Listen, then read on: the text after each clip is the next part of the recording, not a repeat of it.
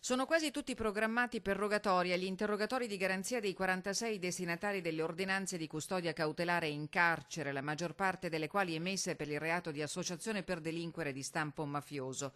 Il 47esimo Antonio Puoti di Eraclea è riuscito a sfuggire alla cattura, ma gli investigatori potrebbero essere già sulle sue tracce. Tutti gli arrestati sono detenuti negli istituti penitenziari del centro Italia e ieri per trasferirli in carcere è stato messo a disposizione un aereo.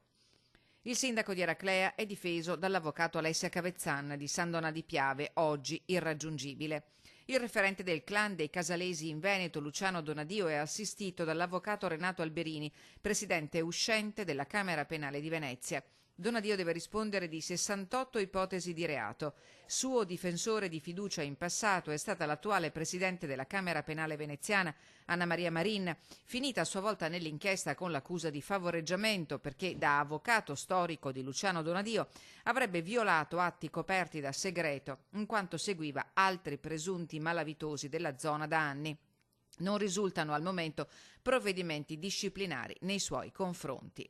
Sulla clamorosa inchiesta anticamorra in Veneto è intervenuto oggi il prete antimafia per antonomasia, Don Luigi Ciotti. L'ultimo rapporto al Parlamento italiano mette in evidenza che non c'è regione d'Italia che si può dichiarare esente.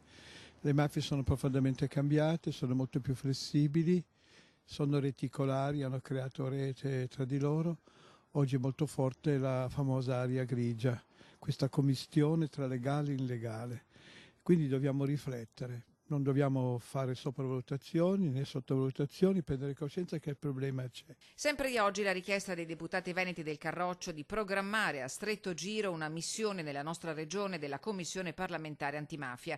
Il Blitz, scrivono in una nota, dimostra che la criminalità organizzata ha iniziato a porre la sua attenzione anche sulla nostra regione ed è per questo motivo che intendiamo supportare il più possibile la magistratura, le forze dell'ordine e le istituzioni dello Stato nel fondamentale compito di riportare l'ordine e la legalità in quei luoghi.